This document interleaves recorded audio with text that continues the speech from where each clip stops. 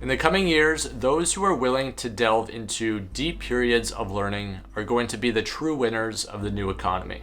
With time of the essence, it's important that these blocks are regimented and calculated for what it is that we wish to produce. So in today's video, we are going to break down how you can accelerate your learning in just about anything and simultaneously become a master of your own domain. Learning, as we've been taught in the early years, is fundamentally flawed, especially in the early stages when we are primarily going through the learning process in school. To a large capacity, we are given a worksheet or a book, and we're told to read this information and then regurgitate it in a test format. And what this ends up doing is we end up working from a recall of memorization rather than applicability. And this type of information becomes softly downloaded in our brain rather than fully integrated. As a personal example, if I think back to what I learned in grade 10 science, I can't remember the nitty-gritty details. If you put a test paper in front of me and I had to do pundit charts, I think they were called, not a pundit chart. Punnett square. I think it's a Punnett square. Punnett square. That's the one. All right, pundit chart. I hope you enjoyed me struggling. No, a Punnett square. Punnett square. See, there you go. I could hardly even remember that. I knew the concept of what it was. I just struggled to recall the name. Anyways, back to our video. So if I was to go back and try to recall the nitty-gritty details of everything that was in my grade 10 science, there's no way that I could remember it all. And the simple reason for that is that that information isn't expressed frequently or often in my life. So what ends up happening is we compartmentalize and carry around all this baggage of information that we were taught, but not information that we express or apply on a daily basis. And when a pathway of the brain isn't expressed frequently or often, what ends up happening to that pathway is we get neuroatrophy. Neuroatrophy is the harbinger to lost information and really becomes the stalemate to learning. What this really means is in order for us to learn information, we have to do two things. One, when we go into any learning practice, it has to be a fully immersive experience. And it has to be something that we don't do once or we just remember for a 3 or 4 month period, but something that we repetitively do year over year or for a lifetime if we truly want to become a master of it.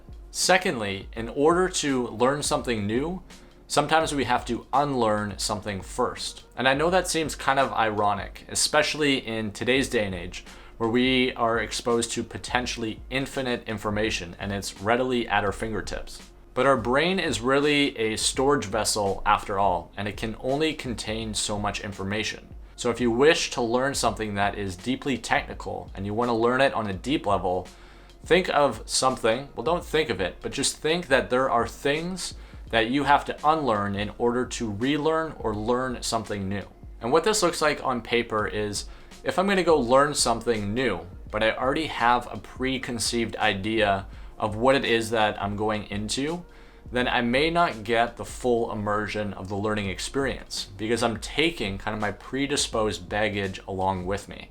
And that's simply what I mean by you have to unlearn some things in order to learn something new fully. Now, as powerful as deep immersive learning can be, I think probably the best way to learn something and to really test how well you know something is to teach someone. I don't think there is any better way to expedite your learning and fill in the gaps as to what it is you do and don't know than by taking the information that you're trying to learn and trying to educate someone else on it, especially trying to educate someone who has no interest in it. This is something that I try to challenge myself in, is how can I take these complex ideas and reduce them to almost these simple and exciting parts so that even a layperson who doesn't have any interest in the field can at least get a hint of the interest that I have in it. This way I can start to get an idea to see what sticks and what doesn't. What type of language do people resonate with and what just goes right over their head? I think in the past I would personally almost over-intellectualize things. That way I seemed like this smart person, and I'd come from a place of authority because I knew all these words and all this technical language. But what is it that I'm really teaching that person? I'm not teaching them anything. All I'm teaching them is my obsessive way to communicate and overly intellectualize things. Albert Einstein has a really good quote around this, and that is to make it simple, but not to make it simpler. And what I like about this quote is you can take things that are deeply, deeply complex, and the better you are at reducing it to its just simple parts, ultimately the better that you understand that. But also don't make it simpler than what it is, because then it actually starts to take away the fabric of what it is that you're trying to convey. The last piece to learning is to remain consistent with it, and to remain consistent with it for a very, very long time.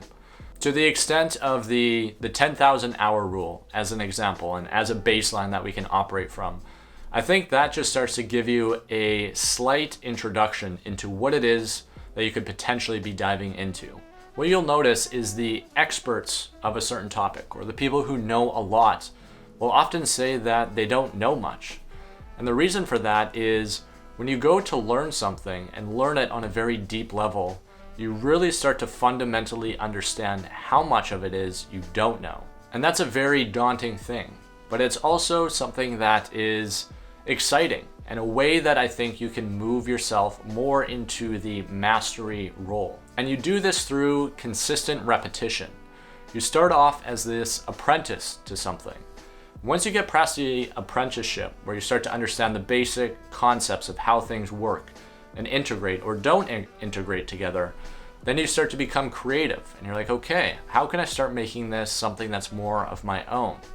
And once you create something that's your own, then that thing starts to become almost an extension of who you are as a person.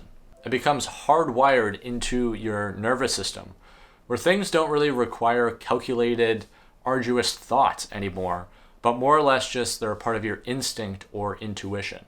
And that's because that's something you've trained and honed for 10,000 plus hours, or whatever that time frame is for you.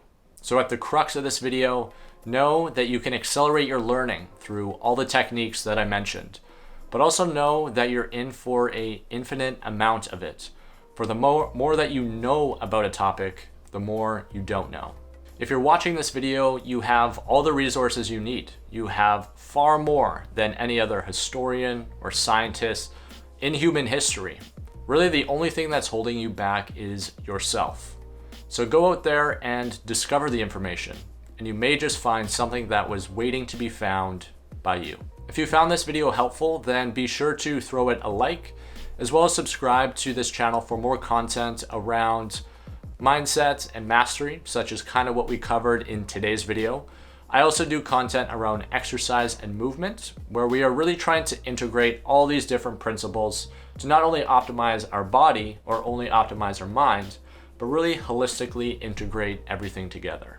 As always, make sure you are prioritizing and then you are optimizing for you. I'll see you in the next one. Peace.